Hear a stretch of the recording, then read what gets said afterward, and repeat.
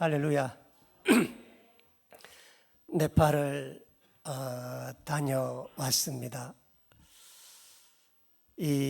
여러분들은 네팔 그러면 무엇이 생각이 납니까? 아마 대부분 다 세계에서 가장 높은 산 에베레스트나 히말라야가 아마 생각이 날 겁니다. 그런데 네팔은 에베레스트나 히말라야 같은 그런 것 정도로 알려질 수 있는 나라가 아닙니다. 제가 이번에 10일간 있는 동안 보았던 네팔은 정말 무섭고도 또 놀라운 나라였습니다. 네팔은 2007년도 1월 15일에 왕정국가에서 일반 국가로 바뀝니다. 그러니까 2007년 1월 15일까지 네팔은 왕이 있어 다스리던 나라였었습니다. 그러다가 왕정이 무너지고 2008년 5월 28일 네팔 연방민주공화국으로 탈바꿈을 하게 됩니다. 지금 세상에 존재하는 나라 가운데서 가장 최근에 왕정국가가 공화국가로 바뀌어진 나라가 네팔입니다.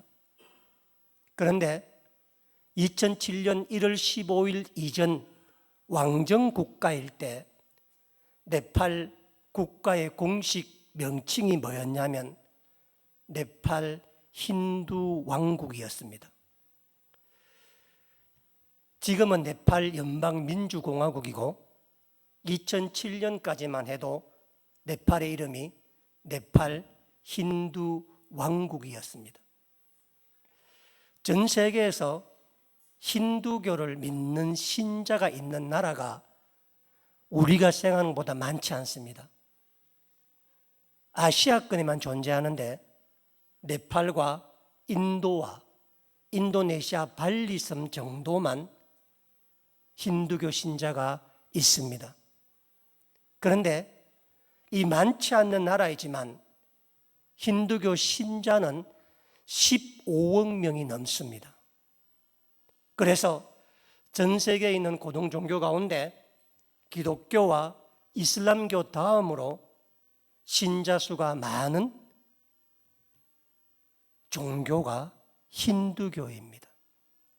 그런데 그 전 세계에서 힌두교를 국교로 삼았던 나라가 네팔입니다.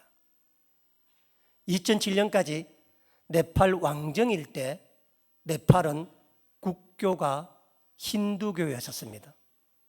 그러다가 민주공화국으로 바뀌면서 국교가 없어졌지만 여전히 네팔은 힌두교의 나라입니다.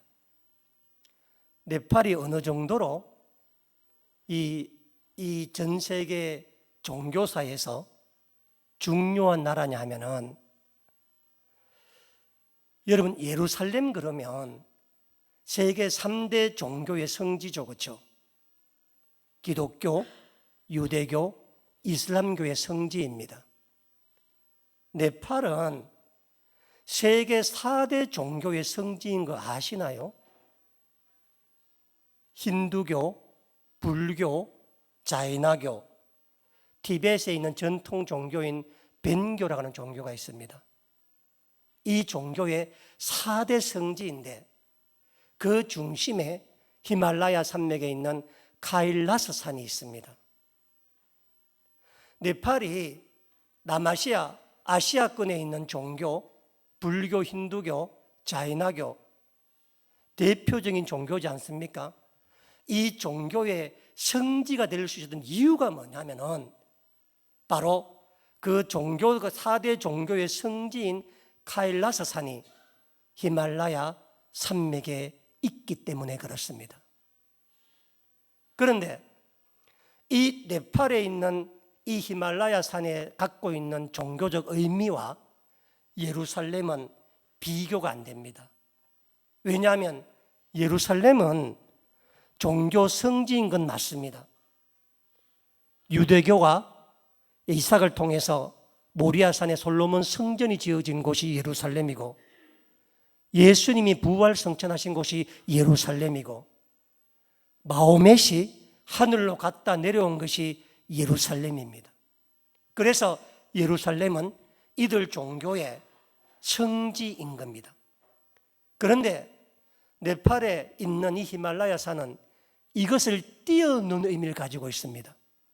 왜냐하면 종교적인 의미도 갖고 있지만 이 카일라사 산이 힌두교의 최고 신인 시바 신이 지금도 살고 있다고 믿고 있는 산이고, 힌두교의 발생지가 히말라야 카일라사 산입니다. 지금도 수만 명이 카일라사 산 밑에 성지 순례를 가고 있으며, 세상에 존재하는 산 가운데서 사람의 손길을 허락하지 않은 유일한 산이 카일라사 산입니다. 마치 예루살렘이 유대교와 기독교와 이슬람이 서로 빼앗지 못하듯이 히말라야에 있는 모든 산들이 사람이 다 올라갔지만은 유일하게 못 올라가는 산이 바로 4대 종교의 성지인 이 카일라사 산입니다. 그런데 예루살렘과 비교할 수 없이 더 중요한 이유는 뭐냐면은, 예루살렘은 땅으로서의 종교의 성지입니다. 그러나 히말라야는 남아시아 사람들에게 불교와 힌두교와 자이나교뿐만 아니라 시크교뿐만 아니라 아시아에 존재하는 모든 종교의 영적 고향인 동시에 남아시아 사람들의 생명의 젖줄인 4대 강이 여기서 흐른다는 겁니다. 인더스강, 겐지스강, 이 강이 전부 카일라산을 비롯해서 히말라야에 흐르는 겁니다. 그러니까 이 히말라야는 사람들에게 종교와 영적인 고향인 동시에 사람의 생명을 살게 하는 생명의 젖줄인 강이 발현하는 곳입니다. 그러니까 예루살렘과 메카에 대한 종교에 대한 염원보다 히말라야는 종교와 더불어 육신까지 책임져주는 그 물이 흐르는 곳이기 때문에 이 종교적 개념은 우리가 상상하기 힘들 정도로 놀라운 것입니다. 이 네팔은 힌두교의 발생지인 동시에 불교의 발생지입니다. 우리가 불교 그러면 석가모니라는 말을 쓰고 있죠. 석가모니 부처라고 이야기하고 있죠. 그렇죠? 절에 가면은 나무나 돌이나 그런 걸로 부처를 만들어 놨잖아요. 그 부처 이름의 원래 그 사람의 원래 이름이 석가모니입니다. 그런데 이 석가모니라는 말이 고타마 시타라타에서 온 말이니까. 그런데 이 고타마 시타라타 석가모니가 태어난 곳이 룸비니인데, 이 룸비니가 네팔에 있는 한 주입니다. 그래서 지금도 인도 사람과 네팔 사람이 싸우는 주제가 뭐냐면은, 인도 사람들은 비록 고타마 시타르타가 네팔 땅에 태어났지만 인도족 사람이라고 계속 우기고 있고, 네팔 사람은 무슨 말이냐? 고타마 시타르타 우리 네팔족이다. 그 논쟁이 끊임없이 일어나고 있습니다. 중요한 것은 네팔 땅에서 태어났으니 어디 사람이에요? 네팔 사람인 겁니다.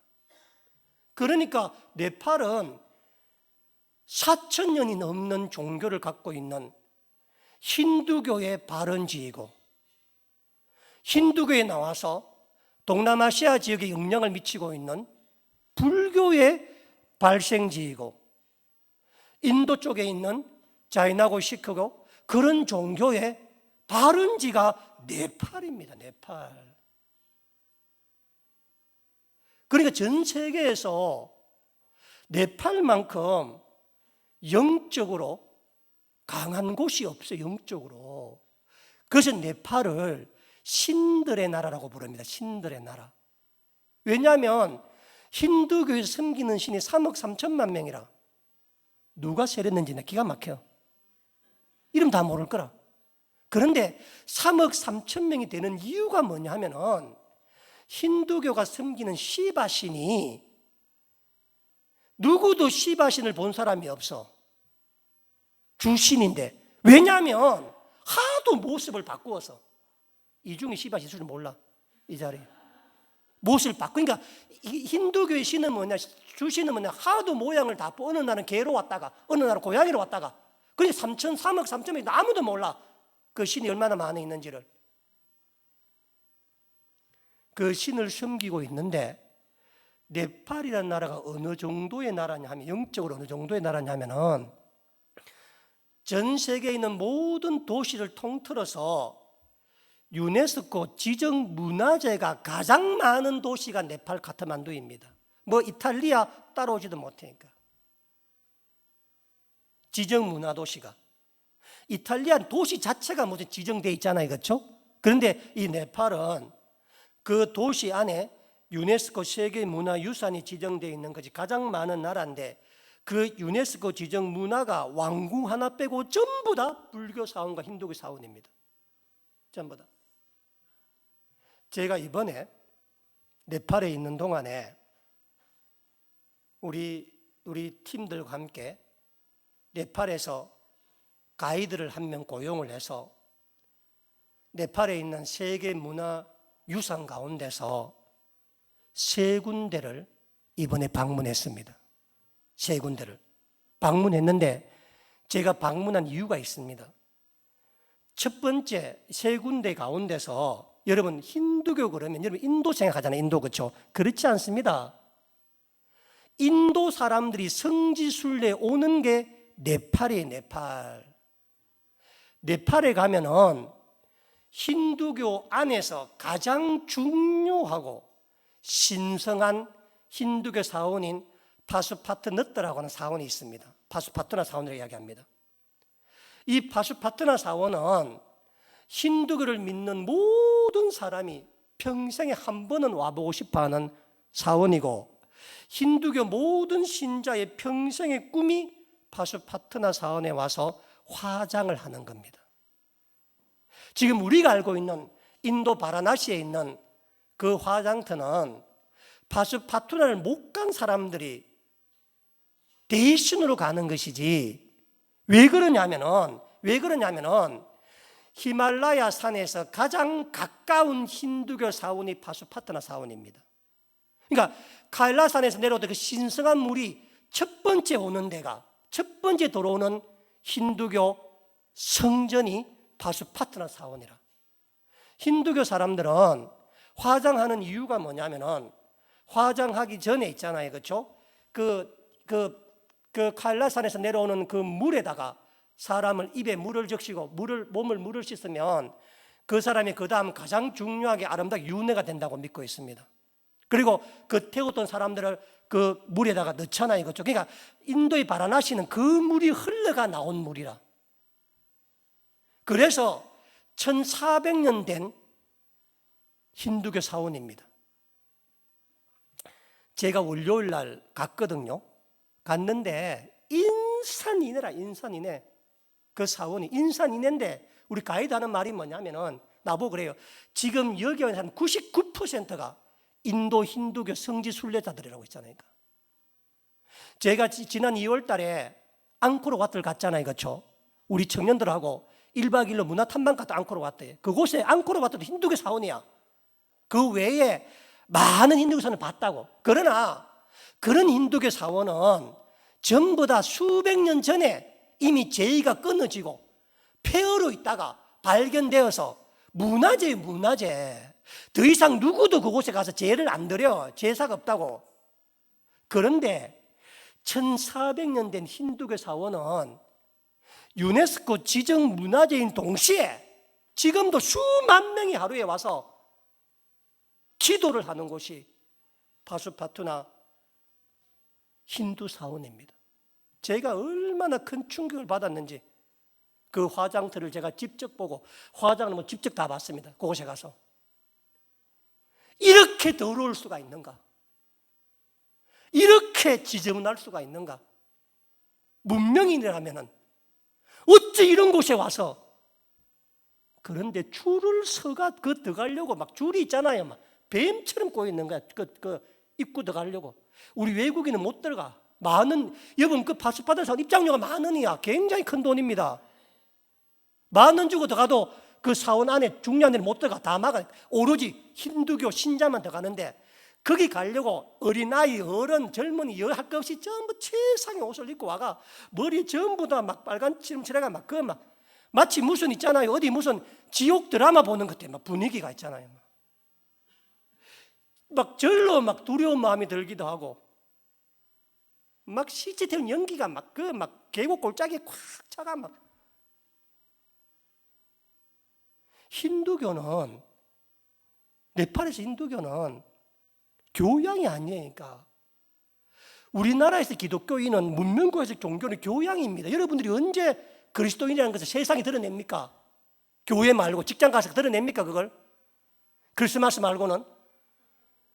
그런데 힌두교 사람들은 1년에 50번 넘는 크리스마스 국가적 종교 행사가 있어.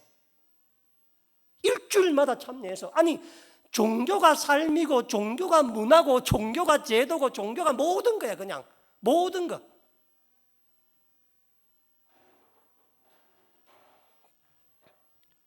우리가 갔던 또 다른 사원은, 이건 역시 세계문화유산에 등재된 건데, 전 세계에 있는 불교 사원 가운데서 가장 큰 탑을 갖고 있는 사원이 티벳에 있습니다. 전 세계에 있는 모든 불교 통틀어서. 그 탑이 뭐냐? 부처의 뼈를 놓는 사리탑이야. 사리탑. 얼마나 큰 줄 아세요? 탑인데 둘레가 100m라. 한 바퀴 돌락하면. 높이가 38m라. 오직 그 부처의 뼈를 넣는 거야. 뼈를 그 안에다가. 거기에 수많은 사람들이 막 돌면서, 여러분 많이 잘 아시죠? 돌리면 뭐 하다 막 향을 피우고 막 나는 이런 데가 머리가 아파가지고 있잖아요. 세 번째 가본 사원 역시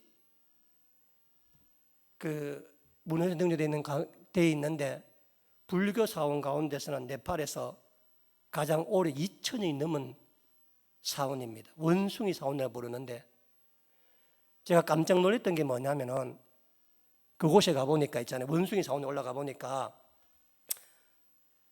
그 산 위인데 왼편에는 절이라, 절.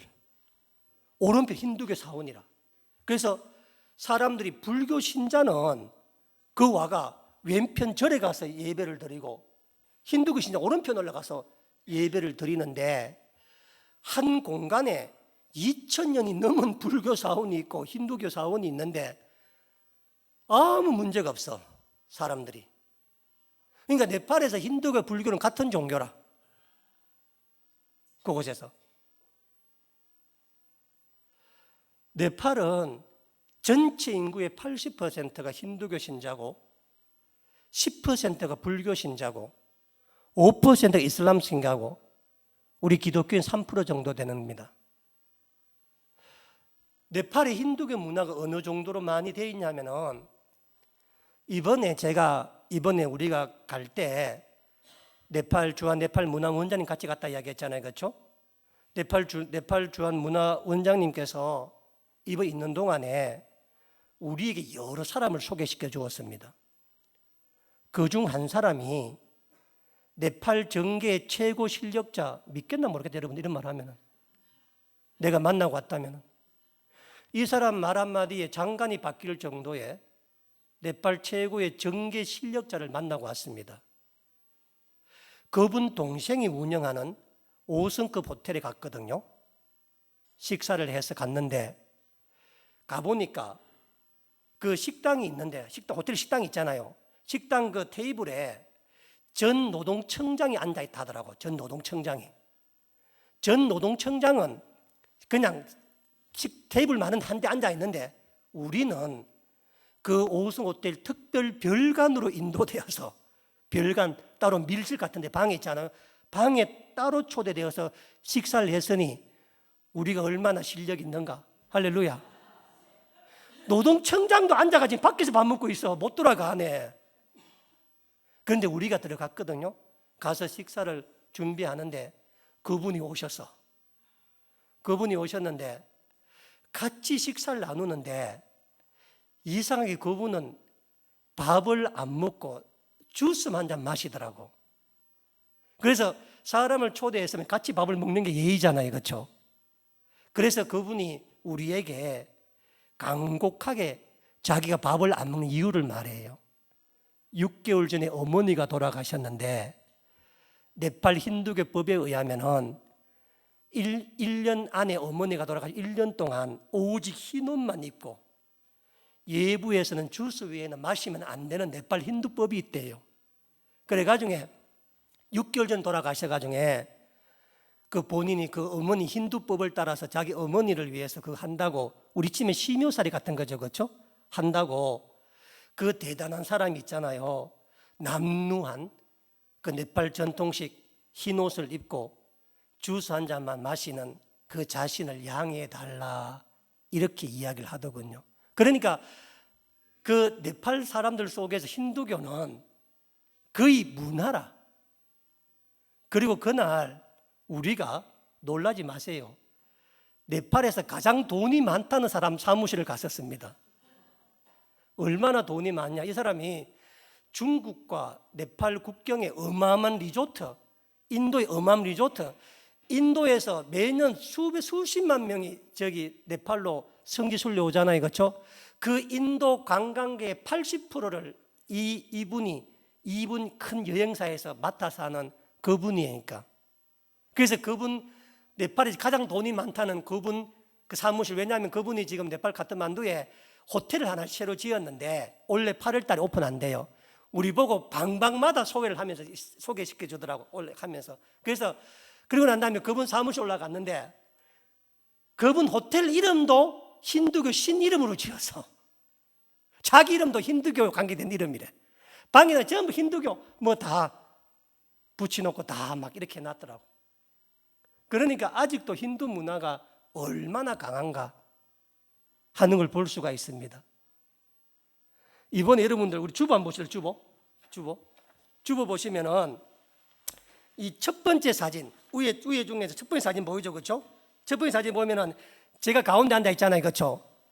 제가 왜 앉았는지 모르겠어요. 가운데. 제가 가운데 앉아 있는데 제일 오른쪽에 보면은 있는 분이 주한 네팔 문화 원장님이십니다. 자꾸 나보고 가운데 앉아라 그래서 내가 그때 가운데 앉았거든요. 나보고. 주한 네팔 문화 원장님이고 제 옆에 고 있는 분이 지금 그 네팔 문화관광청 국장 되는 분입니다. 여기가 지금 네팔 문화관광청 청사 안에 가서 있는 사진입니다. 국장 되는 분인데 이분이 곧 문화청장으로 임명될 거라고 이야기를 하는 거예요. 그리고 우리 문화원장님 뒤에 있는 분이 네팔 사람 만이라고 하는 사람인데 이 사람이 주한 네팔 문화원에 있는 네팔 통역하는 사람들이고 그 옆에 사람은 지금 여기 있는 우리 친숙한 얼굴 말고 나머지 사람 전부 다 주한 네팔 문화원 관광청에 있는 다 관료들입니다. 그날 이제 우리가 가니까 이 국장님이 지금 이제 청장이 지금 공석이래요 지금. 그래서 이 국장님이 우리를 마중 나와서 올라가서 국장님 회의실에서 네팔에 대한 이야기를 하고 그리고 한국 담당하는 그 담당 실무자 다 불러서 인사를 우리한테 다 시키고 그리고 네팔과 한국의 문화가 이렇게 좋으면 좋겠다는 네팔의 여러 가지 발전 사항들을 쭉 브리핑하고 뭐 그런 자리였었습니다. 이렇게까지 다 만나고 다 오고 했었습니다. 그리고 저는 또 우리 우리 한정로님과 함께 네팔 문화청장도 만나고 왔습니다. 이분은 곧 우리나라 한국 대사로 곧 오게 될 거다 이야기해서 한국 대사로 오면 내가 가서 한번 만나야 되겠다는 생각이 제가 들었는데 어쨌든 간에 이렇게 갔다 왔는데 그런데 이제 이 네팔에 나이가 든 사람들은 연세가 있는 사람들은 힌두교 문화에 아직도 젖어 있어가 모든 힌두교 문화를 하고 있고 그 아까 했던 만이라고 사람 봤죠? 그래서 이 만이는 우리나라에 상당히 오래 있다 간 사람입니다. 부산에 산 사람이었는데, 이 만이는 부산에 있는 동안에 수영로 교회에서, 수영로 교회 가면 네팔 외국인을 위한 교회가 따로 있나 봐요. 그 모임이. 여기에 담임 목사처럼 있었대, 자기 말로는. 그래서 본인이 설교도 하고 본인이 성경 네팔 사람들 가르치고 한글도 가르치고 그 일 해가 왔다고 막 이야기하더라고. 그 오래 있었대, 그곳에서. 얼마나 반가운지. 그런데 우리 정선희 권사님께서 진짜인지 아닌지 찬송가 불러보라고, 그 자리에서. 불렀더니 예수 십자가에 흘린 보혈로 바로 부르더라고. 불러요, 그 친구가. 그래서 지금 40대 정도 되는 네팔 젊은 사람들은 이번에 제가 만나봤는데 힌두교 아무도 고집하지 않습니다. 나이 든 사람은 아직까지 힌두교 아직 고집하고, 젊은 사람들은, 한국 갔다 온 사람들은 네팔이 바뀌기 위해서는 힌두교만 고집하니까 다 받아들여야 되고, 특히 한국 다녀온 사람들이 네팔에 차곡차곡 쌓이기 시작하거든요. 이 사람들이 네팔의 신흥 신흥 부자들이며 네팔을 새로 바꾸어 가는 사람들입니다. 이번에 이 마니 말고 우리 이 네팔 그 지역을 통역했던 부펜이라고 하는 친구는 김해에서 6년 있었대. 김해에서 6년 있었는데 자기가 불법 체류자였대, 자기가. 그런데 교회 가서 정말 도움 많이 받았다고, 진짜 교회 많이 다녔다고 이야기하고, 이 마니는 정필도 목사님에게 침례를 직접 받았대요, 마니가. 그래가지고 했는데, 근데 그 부펜도 그래요. 한국 있는 동안에 그 월급으로 카트만두에 3억짜리 3층 빌딩을 지었대. 3억짜리. 여러분, 우리 돈으로 3억도 큰 돈이, 네팔 돈, 네팔에서 우리도 3억 굉장히 큰 돈입니다. 30억, 60억 되는 돈이네. 얼마나 큰 돈이겠어요, 그렇죠? 그런데 이 부펜도 나보고 그래요. 자기도 힌두교 고집하지 않는다고, 자기도. 그러니까 젊은 사람들은 점점점 문호를 열고 마음을 열고 세상을 바꾸어 가는데, 나이 든 사람은 죽으라고 지금도 아직까지도 힌두교 문화를 고집하고 있는 곳이 네팔입니다. 자, 그런데 제가 이번에 네팔에 대한 조그마한 그냥 간략한 소개를, 네팔 할 얘기 하도 많아요. 되게 많아, 네팔은. 제가 약간 브리핑을 했는데, 이번 네팔에 가 있는 동안에 제가 영적으로 굉장히 큰 충격을 받았던 게 뭐냐면, 충격이라보다도 진짜 큰 도전. 야, 이래가 우리도 이래가 될 일이 아니다.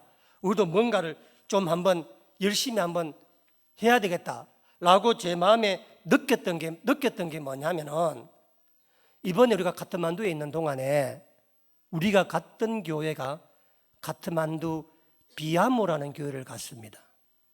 카트만두 비아모 교회를 갔는데, 이 비아모 교회는 우리 한국 선교사님이, 통합적 선교사님이 구미 시민교회에 있다가 이 네팔에 선교사로 가신 분이었거든요. 이분이 개척을 도와준, 함께 개척한 교회인데, 이 네팔 교회가 놀랍게도 완전 독립한 교회입니다. 자립한 교회입니다.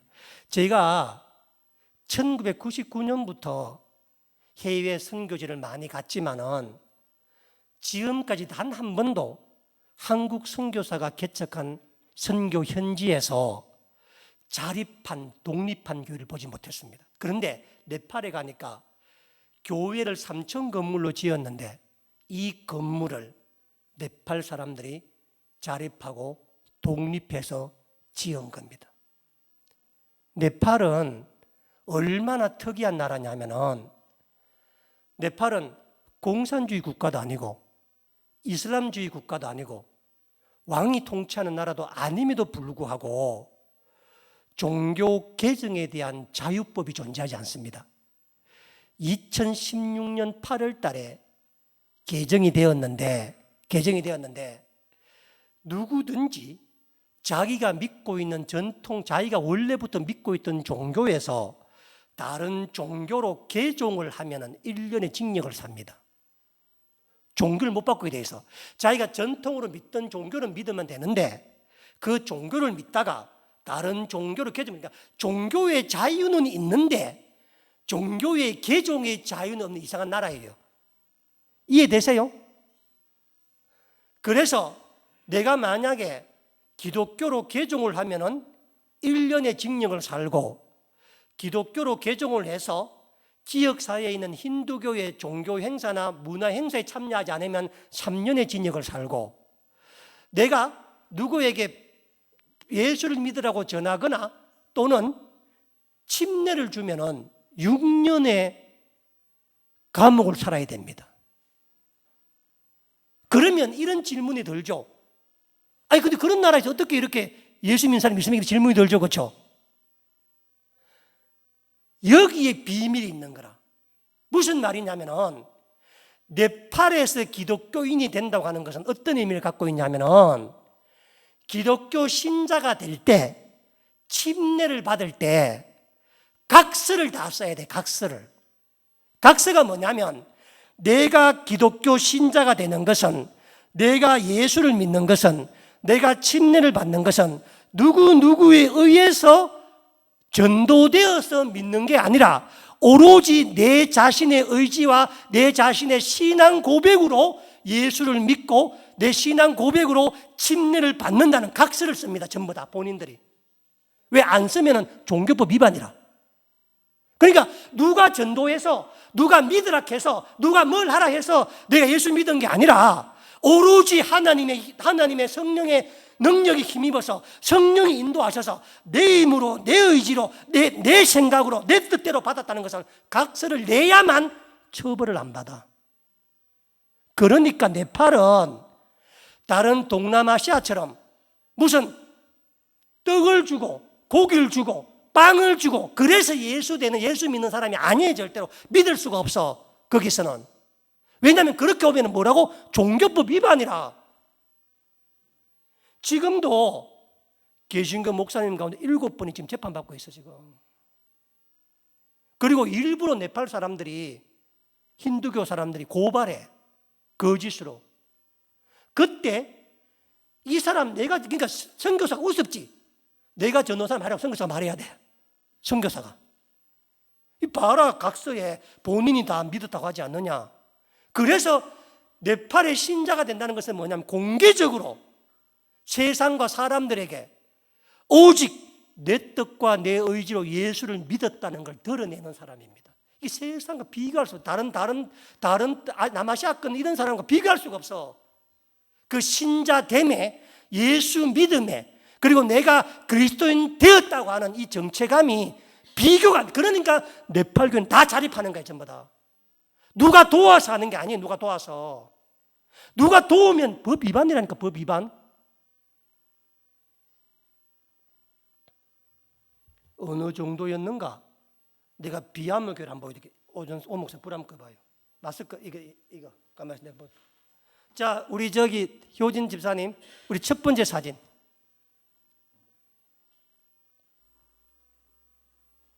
그 지금 되나?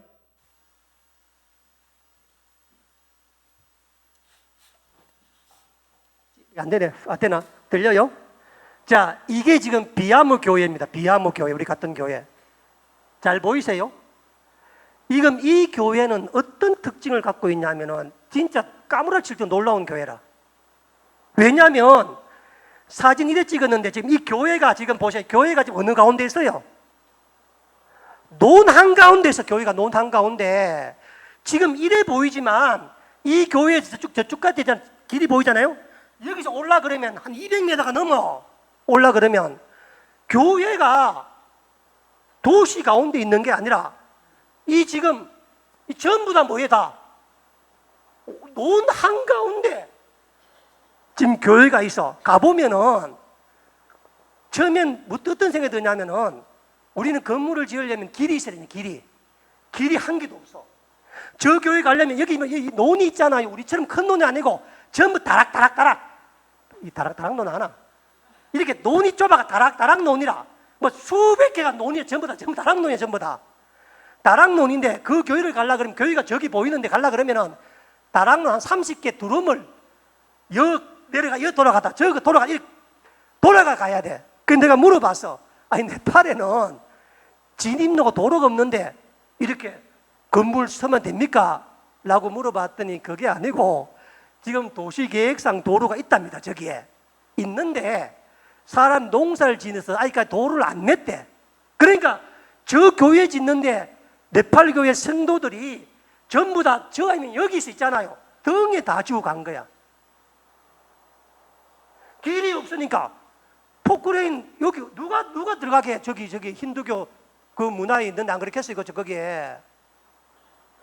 그러니까 이 교회는 도심에 있는 여기 네팔 카트만두 시내입니다. 시내인데 카트만두가 점점 개발되고 있잖아요. 그렇죠? 지금 이 동네 굉장히 부자 동네라. 지금 이 동네가 여기 언덕만 넘어서면은 최고 부자 동네라 지금. 그러니까 점점점 일로 나오는 동네인데 이 다음 사진 한번 다음 사진.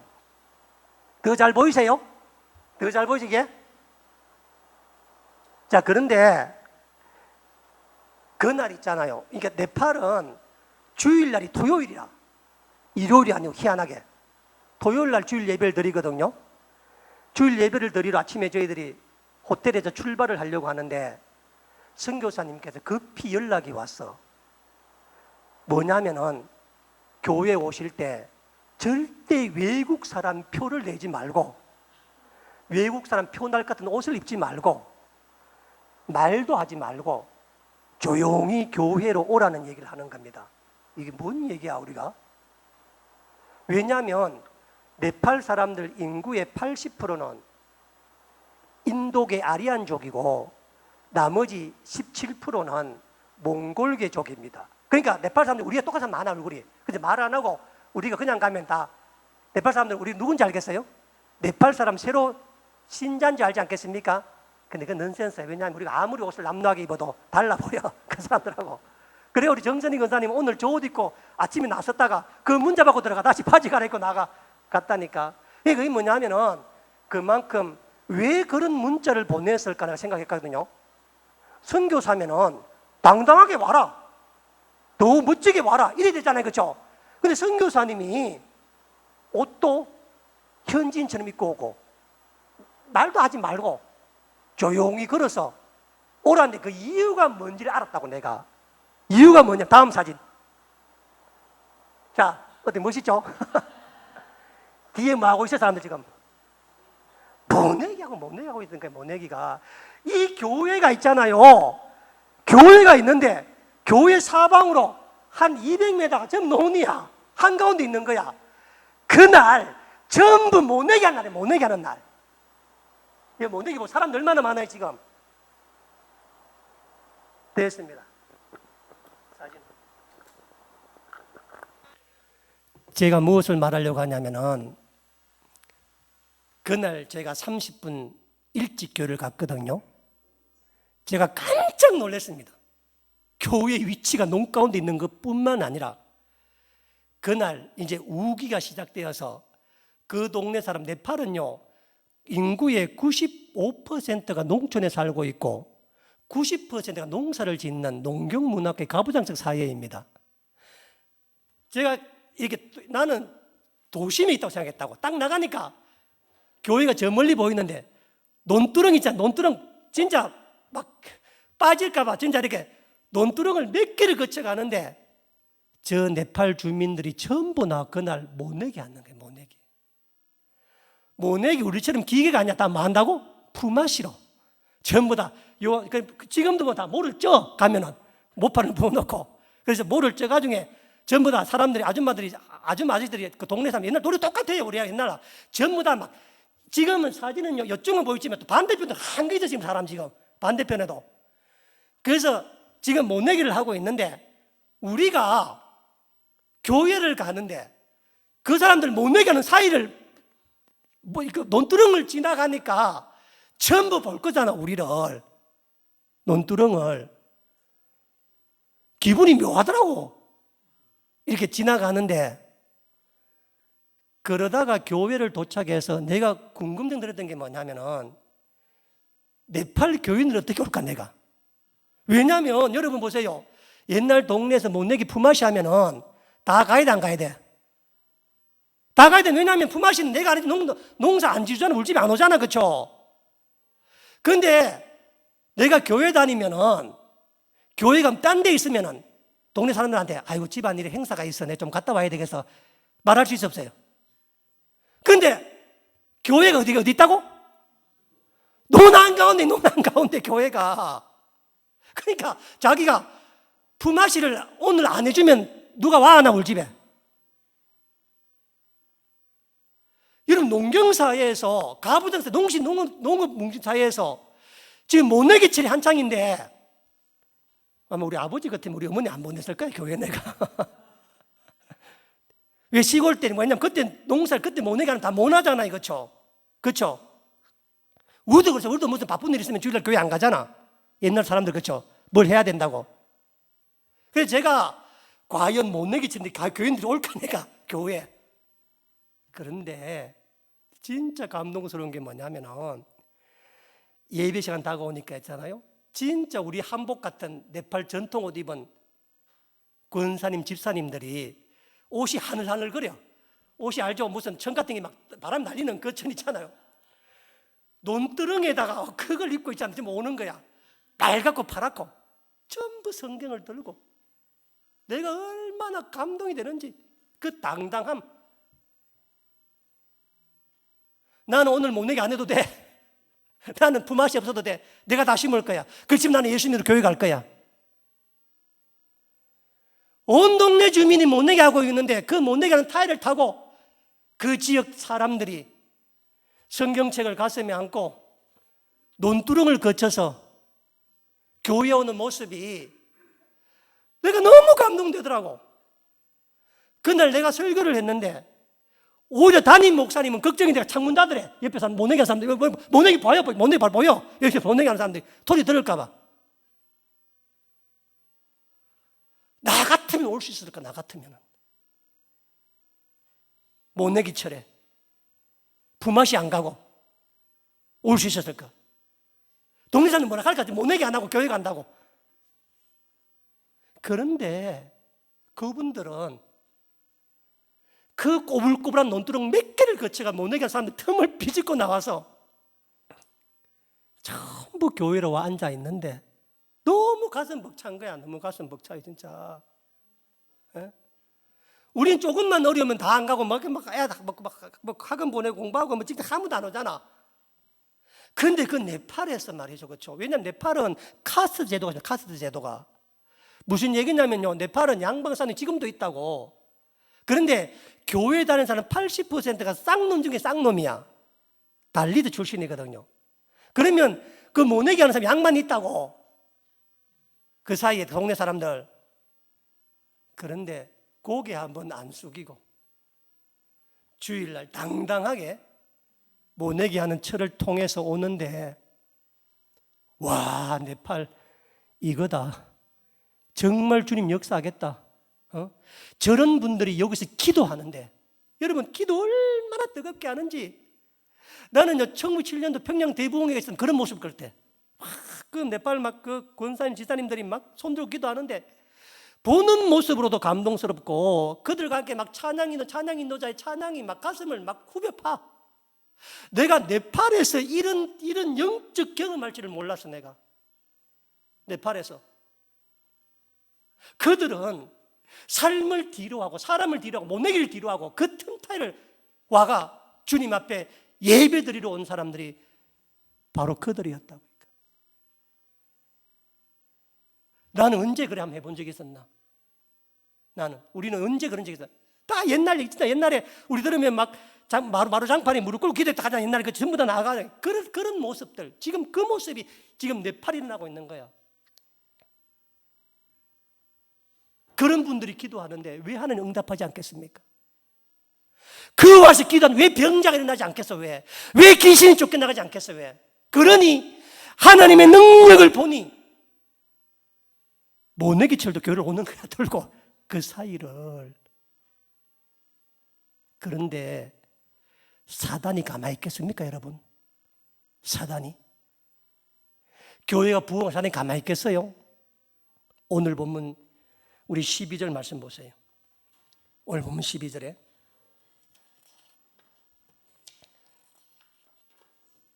이삭이 그 땅에서 농사하여 그의 100배나 얻었고 여호와께서 복을 주심으로 그 사람이 창대하고 왕성하며 마침내 거부가 되어 양과 소와 떼를 이루고 종이 심이 많으므로 블레 사람들이 그를 줄치세요. 뭐 했다고? 시기했다. 여러분, 2008년도 5월 28일에 민주연합공화국이 설립되면서 네팔의 종교의 자유가 허락되었습니다. 2007년 이전까지 왕정시대 때 기독교인 비율이 0.6%였었습니다. 그런데 왕정이 무너지고 공화정이 되면서 크리스마스도 공휴일로 지정되고 종교가 마음대로 믿으라, 종교의 자유가 허락되어지는 10년 동안에 3%의 성장을 한 겁니다. 3%가 500%가 성장한 거예요. 500%가. 그래서 네팔에는 전 세계에서 가장 기독교가 부흥하는 곳이 네팔이었는데 그 부흥의 원천이 선교사의 도움이 아니라 전부 자립, 자발, 자기 고백으로 섰는 교회들이니까 다른 교회가 비교할 수가 없어. 자, 이렇게 기독교가 맹렬하게 부흥을 하다가 2015년에 네팔 대지진이 일어납니다. 2015년에 네팔 대지진이 일어나자 네팔 정치인들이 마치 네로 황제처럼 자기들 실정을 누군가에게 좀 덮어씌워야 돼. 그것을 전통 종교 힌두교를 멀리하고 신흥 종교가 일어서고 있는 것 때문이다 라고 해서 그 다음에 2016년에 종교 개정법을 만들어서 못 움직이게 하고 크리스마스를 취소했습니다. 우습죠? 성탄절 공연에다가 10년 만에 취소했다고. 하지 말라고. 사단이 가만히 있지 않습니다. 이삭이 좀 와서 거부가 되고 좀 살만하니까 어때요? 블레 사람들이 난리가 난 거라. 무슨 해코지했다고? 무슨 건재를 지었다고? 어느 정도로 해코지했는가? 우리 15절 말씀 보세요. 그 아버지 아브라함 때에 그 아버지의 종들이 판 모든 우물을 막혹으로 메웠더라. 여러분, 광야의 사막에서 우물은 뭐예요? 생명. 누구든지 우물을 발견하면 그 우물로 다 나눠 먹는 거라. 여러분, 광야에서 우물 오아시스는 누구도 독점 못하게 돼 있어. 누구도 독점하면 안 돼. 오아시스는 지나가는 나그네, 지나가는 가축 다 먹여야 돼, 법으로. 그러면 이삭이 우물을 팠단 말입니다. 우물이 나왔어. 다 기뻐야 돼, 안 기뻐야 돼? 다 기뻐야 되는 거야. 여러분, 지금 그랄에 가면 이 아브라함 때 팠던 우물이 있다고 합니다. 믿거나 말거나 이때 지금 가보면. 제가 찾아봤어요. 있는데 우물 깊이가 얼마나 되느냐. 돌을 던지잖아요. 그렇죠? 그러면 8초쯤 뒤에 물이 찰랑거린대. 굉장히 높은 데잖아요. 그렇죠? 그렇게 물을 지금도 물이 나온대요. 물이 나오면은 블레셋 사람들이 너무 고마워하면서 그 물을 모든 가축이 다 먹이고 다 나누면 얼마나 좋아요. 기뻐하면 얼마나 좋아. 그렇지 않다는 거죠. 뭐 했다고? 흙으로 메웠다는 거예요. 니도 못 먹고 나도 못 먹고 다 같이 못 먹자. 우린 그 물 안 먹을 거야. 옹심을 부리는 거야. 시기를 하는 거야. 여러분, 그걸 메워서 누구한테 덕이 삼생, 누구한테 그걸 메워서 계속 물을 퍼서 나누고 축복을 줘야지. 교회가 네팔 시골마다 교회를 짓고 학교를 만들고 교육시키면 다 좋은 거잖아. 네팔 사람들한테. 우리나라처럼 문명화되고 발전되고. 못 봐요. 못 봐줘. 종교개혁 만들어 절대 못하게 만들고 벌금 만들고 못하게 하고. 무슨 큰 죄를 지었다고. 무슨 이삭이 그날이 큰 죄를 지었다고. 무슨 기독이 큰 죄를 지었다고. 15절 보세요. 아비멜렉이 이삭에게 이르되 네가 우리보다 더 강성한 적 우리를 떠나라. 이 나라를 떠나라. 이 지역을 떠나라. 너와 함께 하지 못한다. 사라져라.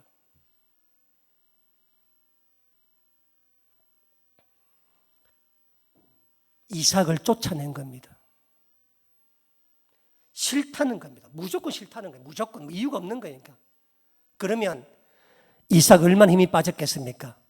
그런데 이삭은 그렇지 않았다는 겁니다. 자, 18절에 그 아버지 아브라함 때 팠던 우물을 뭐 했다고? 다시 팠다. 거기 공편에 다시 팠다. 여러분, 이삭은 실망하거나 포기하지 않았습니다. 절대로 될 대로 되라고 자포자기 않아서.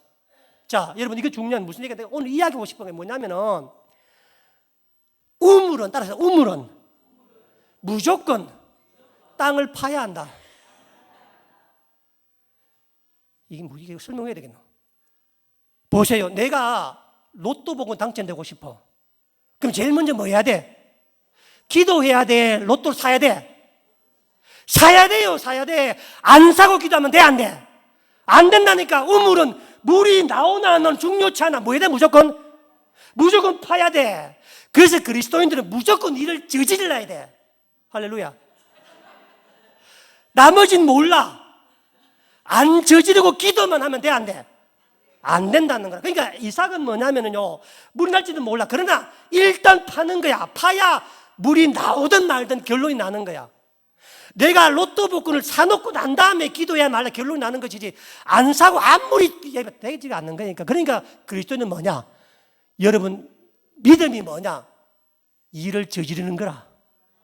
일을 저질러야 하나님이 할 수 있는 거라고. 안 하고 안 저지르고 아무것도 안 하고 있으면 하나님이 할 수 없어요. 그러니까 이삭은 뭐냐면요, 물을 알아서 판 게 아니라 우물은 땅을 파야만 얻을 수 있는 거야.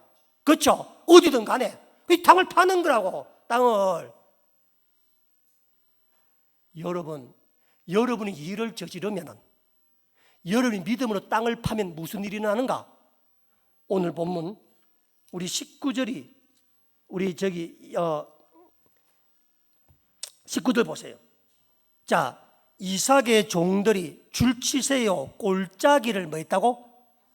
어디를 팠다고? 골짜기 파서. 골짜기. 여러분, 이스라엘 가보면 골짜기는 우리처럼 무슨 뭐 계곡 그런 골짜기가 아니고 바위산, 모래산, 광야의 골짜기, 아무것도 없는 데라. 물은 골짜기에서 평지에서, 골짜기 있다 말만 해봐라. 물은 높은 데서 낮은 데서. 골짜기는 물이 없는 데라고. 근데 어디 팠다고? 골짜기를 팠다. 골짜기를. 여러분이 지금 내가 일하는 거 세상 사람들 다 조롱하고 안 되는 것 같아요. 맞아요. 골짜기라. 다 골짜기. 이삭은 평지를 하도 쫓아보내서 나도 시기하고 난리 쳐가지고 하지 마라 그래서 물 나올 만한 데는 전부 다 잡고 있는 거야, 그날 사람들이. 그러니까 어디 갔냐? 광야 골짜기에 올라가. 골짜기. 메마른 물 한 방울. 여러분, 우리 생각에 산꼭대기에 물 파면 물 돼, 안 돼? 물 나와야 안 나요, 산꼭대기에. 그것도 깽이로 파가. 그런데 골짜기에 판, 그게 뭐라고? 셈의 근원이었다는 거라. 하나님이 근원을 바꿔주신 거라. 원래 셈 근원은 평지였는데 이삭이 파니까 어디 갔다고? 할렐루야. 바꿔준 거야, 근원을. 우리는 환경이 중요하지 않아요, 환경이. 내가 믿음을 갖고 파면 뭐 한다고? 거기가 셈의 근원이야. 골짜기가 셈의 근원이야. 하나님께서 호렙산에서 모세에게 호렙산 위에서 반석 바위치라 하지 어디 저 밑에 도랑 가서 물 파라 그래? 아니라는 거야, 아니라는 거. 제가 이번에 느꼈던 게 뭐냐면은, 와, 네팔 사람 골짜기에 샘을 파는 사람들이다. 이 당당하게 있잖아요. 탁 성경책을 들고 그 못 짓는 사람 사이를 못 들어오는 걸 이어갔다가 저 갔다가, 와, 진짜 멋지다. 정말 예수 믿는 거 진짜 제대로 믿는구나. 정말 무슨 빵 줬다고 모여들고 떡 줬다고 모여들고 그런 게 아니고, 내가 고백하고 내가 이야기하고 내가 하나님 앞에 할 때 반드시 내게 하나님 들어줄 것이다. 골짜기를 파더라도 셈의 근원이 골짜기라니까. 셈의 근원이. 들어보셨어요? 셈의 근원이 골짜기라는 말을. 내가 믿음으로 파면 주님이 근원을 그걸 옮겨주시는 거라. 주님이 깊은 데로 던지면 물고기를 몰아주시는 거라고. 두려워하지 마시기 바랍니다. 제가 네팔 보면서 힌두교 4000년의 왕국이었고 불교가 시작된 곳이고 그 난리치는 그곳에서 지금 3%에 넘는 그리스도인들이 세상을 바꿀 겁니다. 아마. 정말 우리나라처럼. 보세요. 그날 제가 놀랬던 게 뭐냐면요, 모내기철이 한창인데 교인 한 100명 정도가 왔는데 80%가 아주머니야. 남자는 안 보여. 그러면 보세요. 가부장적 사이의 농경문화에 남편의 동의를 얻어서 온 거 아니겠습니까? 남편 동의 안 해도 온 거 아니겠습니까? 여러분 보세요. 농사로 먹고 사는 집안에 그 모내기 밥을 해야 될 안주인이 교회를 간다. 남편 동의 얻었든지 안 얻었든지 놀라운 일이라. 정말 놀라운 일이라. 그런 믿음이 있는데 왜 하나님께 내 팔을 지금 불같이 안 보여주겠어? 지금 우리도 마찬가지입니다. 여러분, 내가 뭘 할 때 늘 두렵잖아요, 그렇죠? 두려운 것은 뭐냐면은 그랄처럼 이 이삭처럼 시기하는 사람이 많기 때문에 얼마나 괴롭힌지 몰라서 사람들이 우리를 힘들게 한다고. 그러나 내가 산골짜기에 가더라도 파야 돼. 뭘 일을 해야 돼. 자빠져 널브러지면 아무것도 못한다고.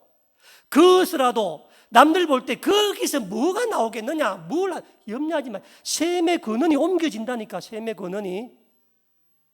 이거를 믿고 있는 한 우리가 주님 앞에 쓰임받을 수 있게 될 것입니다. 우리 기도하겠습니다.